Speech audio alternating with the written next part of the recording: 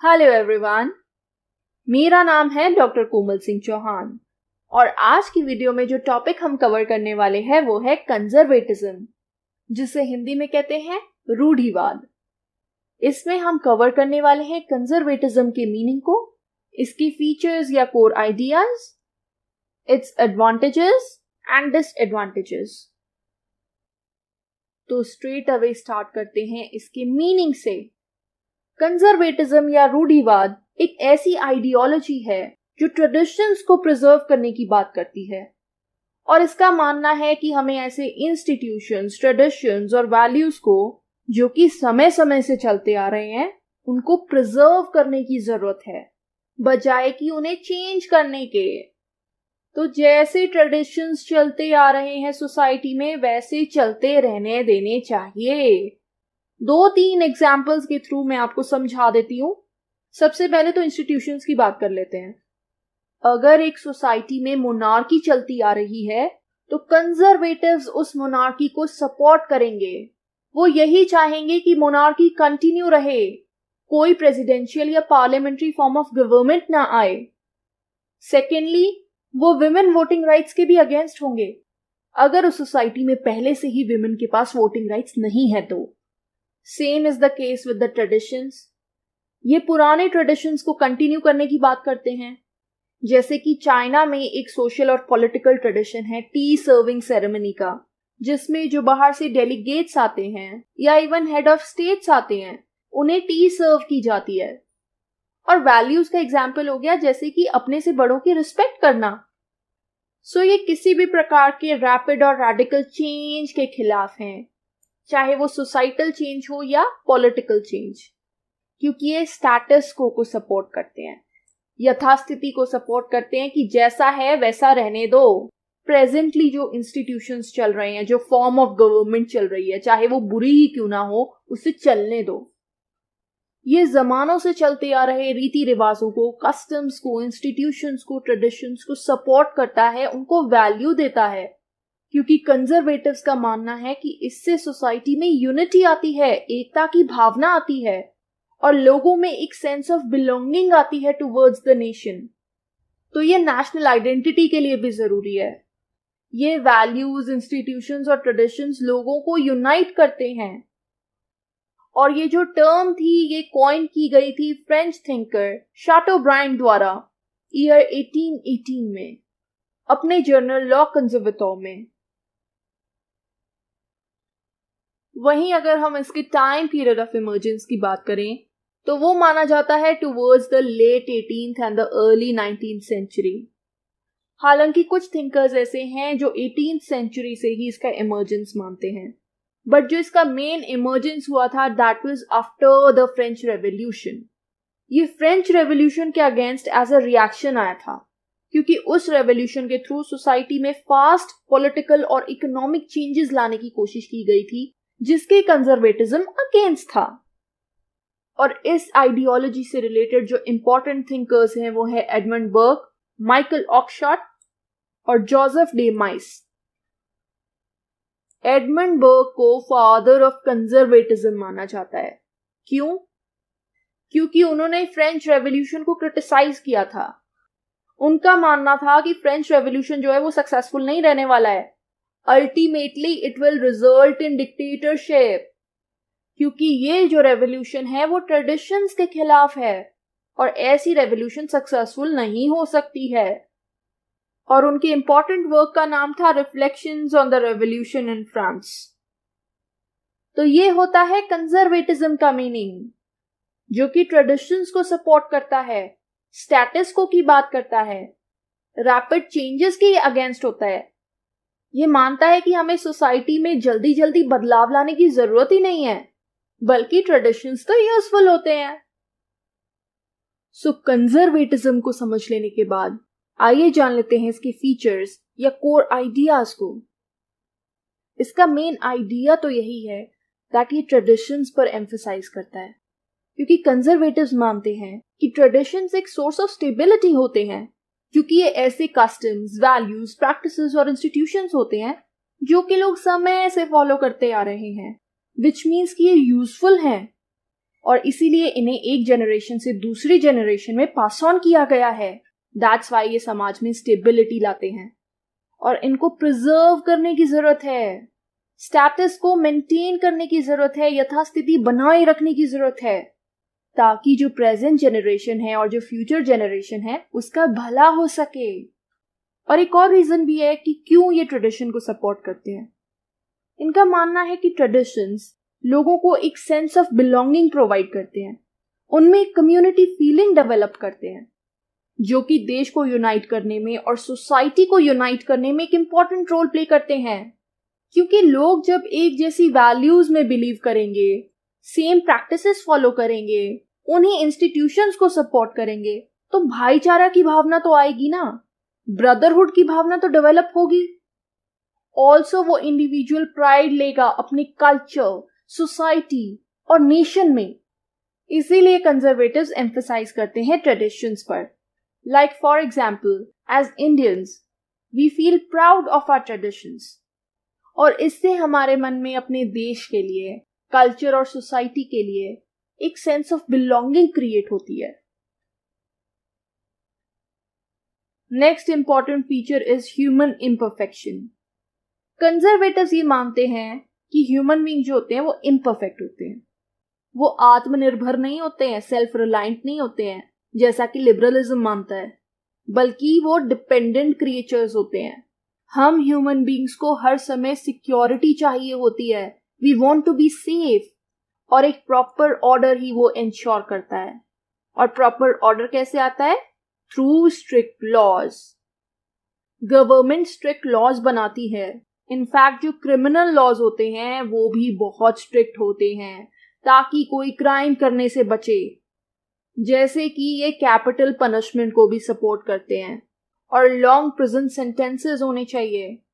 So according to conservatives, law का क्या role होता है?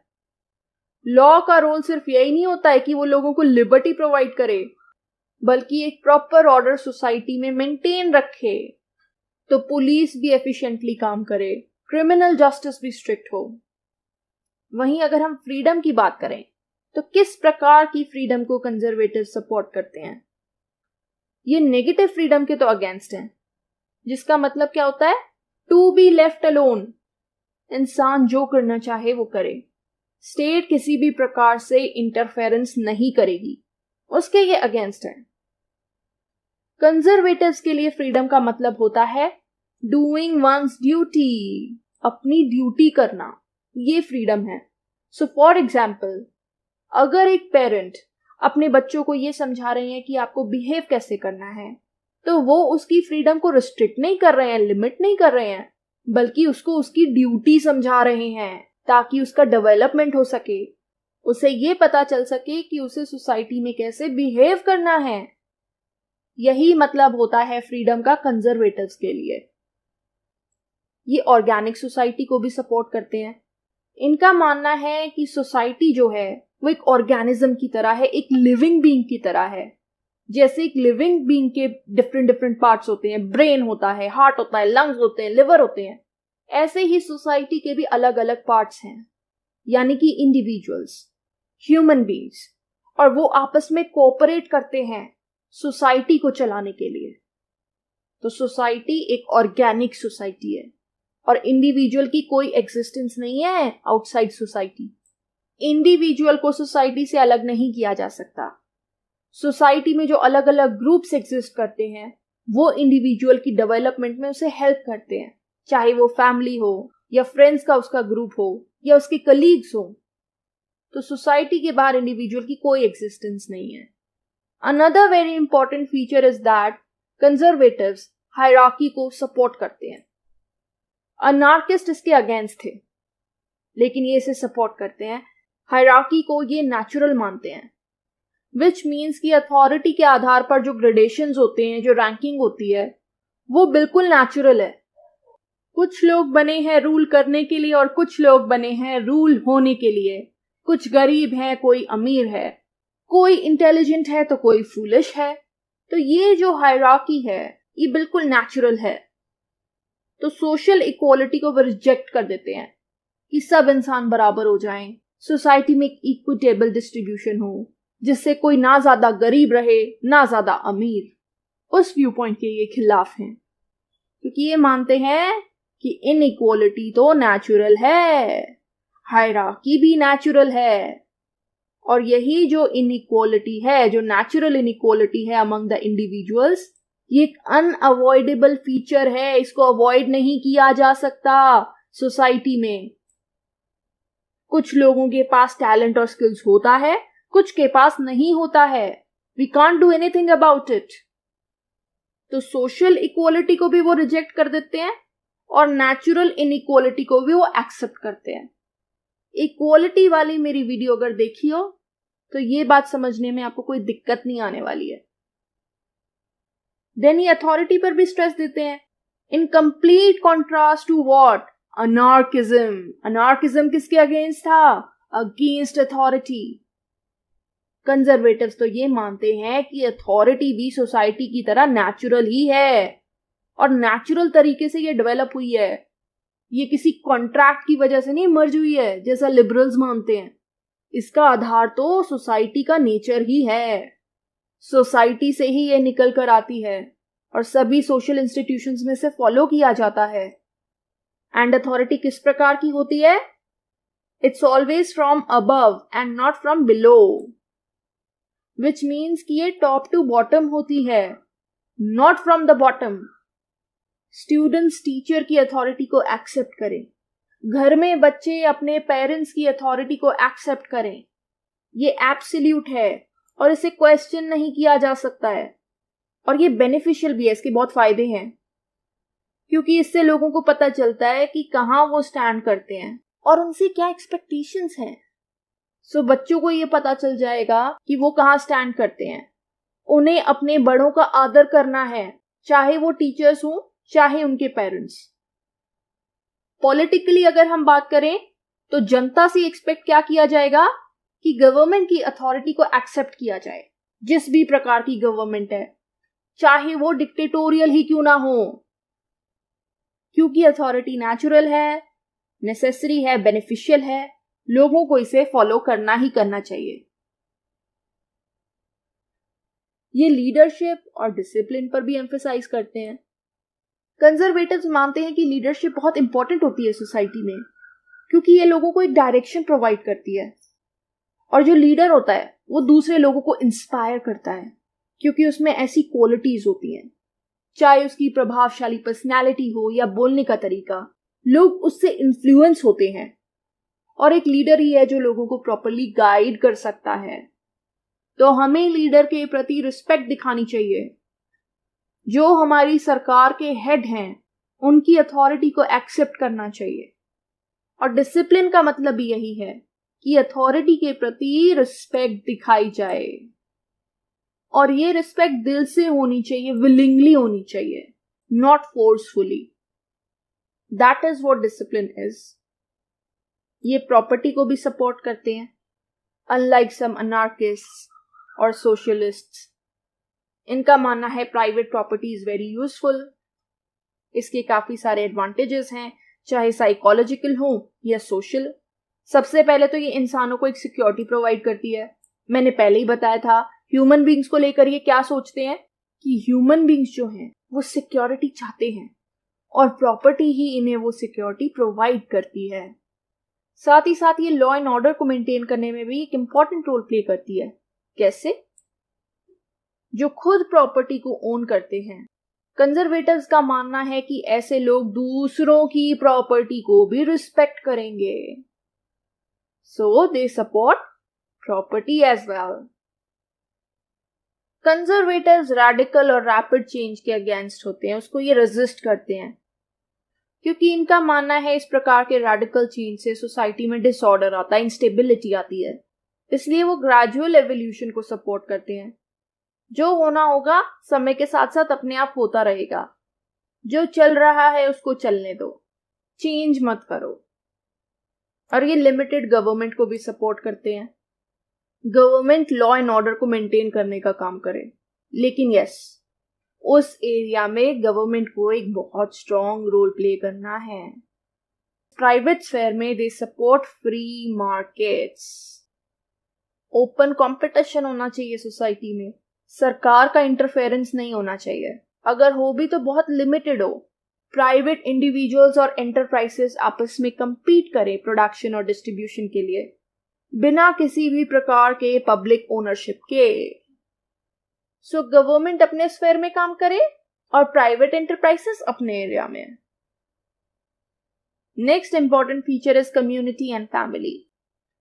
कंजर्वेटिव्स स्ट्रॉन्ग कम्युनिटीज को और स्ट्रॉन्ग फैमिली वैल्यूज को सपोर्ट करते हैं, उनको प्रमोट करते हैं, क्योंकि ये मानते हैं कि एक हेल्दी सोसाइटी के लिए बहुत जरूरी है, आवश्यक है, एक बिल्डिंग ब्लॉक है। एक स्ट्रॉन्ग कम्युनिटी और फैमिली ही एक हेल्दी सोसाइटी को बनाती है, और इन्हीं फैमिलीज और कम्युनिटीज के थ्रू जो ट्रेडिशंस हैं वो एक जनरेशन से दूसरी जनरेशन में पास डाउन किए जाते हैं। तो ट्रेडिशंस की कंटिन्यूटी के लिए भी ये दोनों एलिमेंट्स बहुत जरूरी हैं। एक इंसान सबसे पहले कहां से सीखता है? अपनी फैमिली से सीखता है। जब वो देखेगा कि मेरी फैमिली इस पर्टिकुलर पॉलिटिकल पार्टी को वोट करती है, उसके फॉलोअर्स हैं, तो वो इंडिविजुअल खुद भी उस पार्टी का फॉलोअर बन जाएगा, उसको सपोर्ट करने लगेगा। इसी बात पर कंजर्वेटिव्स एम्फसाइज करते हैं। और अल्टीमेटली फैमिली और कम्युनिटी लोगों को यूनाइट करती है, सोसाइटी में यूनिटी लाती है, लोगों में नेशन के प्रति एक सेंस ऑफ बिलोंगिंग क्रिएट करती है।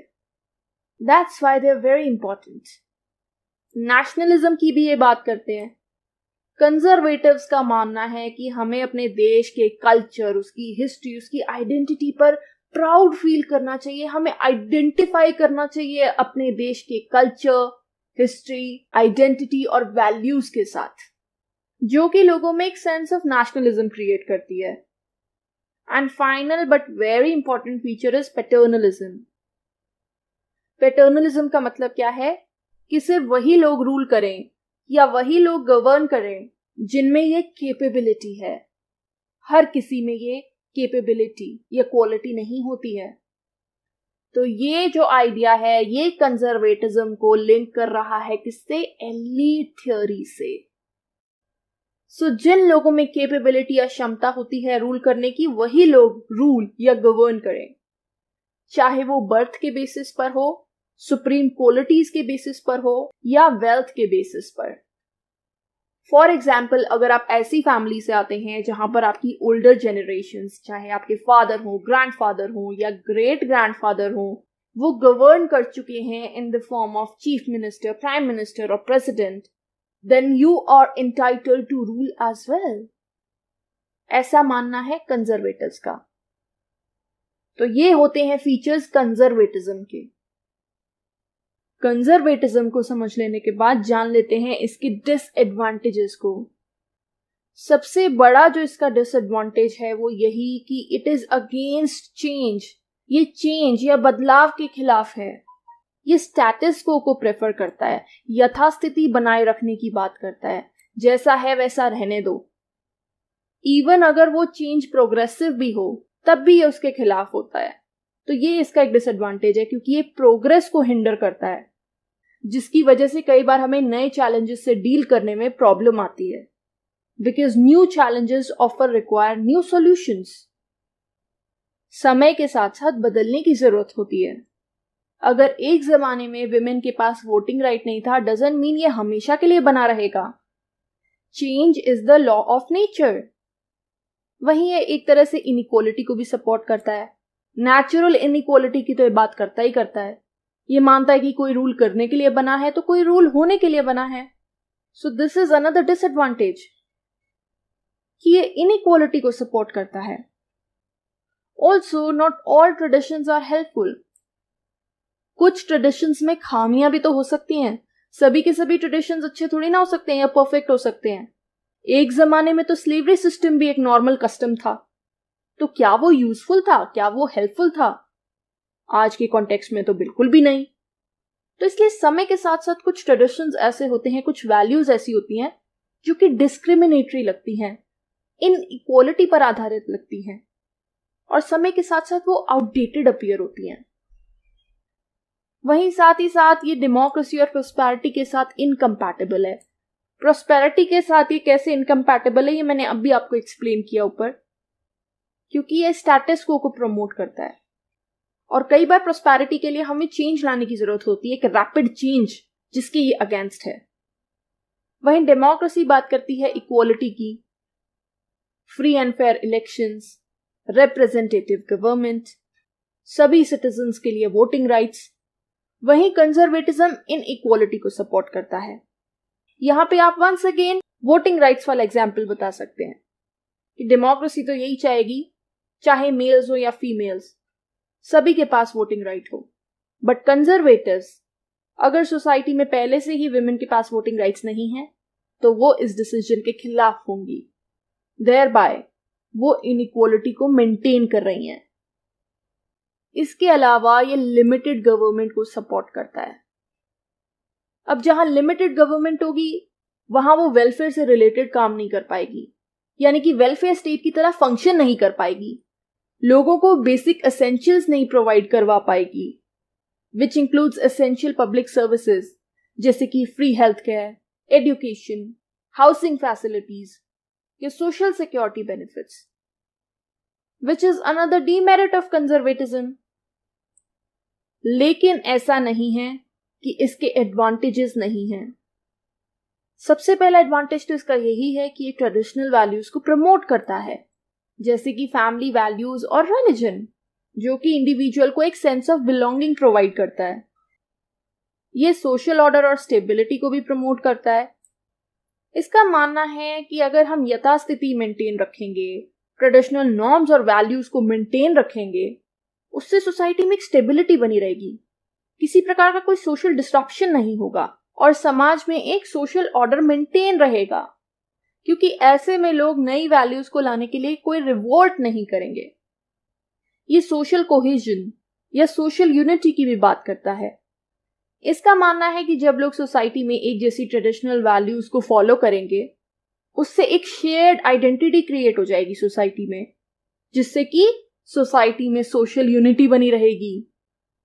साथ ही साथ ये स्ट्रॉन्ग फैमिली वैल्यूज और पेट्रियोटिज्म जैसी भावना को भी प्रमोट करता है, क्योंकि स्ट्रॉन्गर फैमिली वैल्यूज जो हैं वो भी ट्रेडिशन का ही एक पार्ट है और ऐसे ट्रेडिशन को कंजर्वेटिज्म सपोर्ट करता है। साथ ही साथ ये पेट्रियोटिज्म को भी सपोर्ट करता है। हमें अपने नेशन में प्राइड लेनी चाहिए, देश के कल्चर को फॉलो करना चाहिए, जिससे लोगों में क्या डेवलप होती है, sense of belonging towards the nation, और यही भावना भी लोगों को यूनाइट करती है। फिर ये इंडिविजुअल फ्रीडम भी गारंटी करता है। कंजर्वेटिव्स मानते हैं कि इंडिविजुअल को लॉ के विद इन रहकर इंडिविजुअल फ्रीडम गारंटी करनी चाहिए, विच मीन्स ऐसी फ्रीडम जो लॉ के अगेंस्ट ना जाए।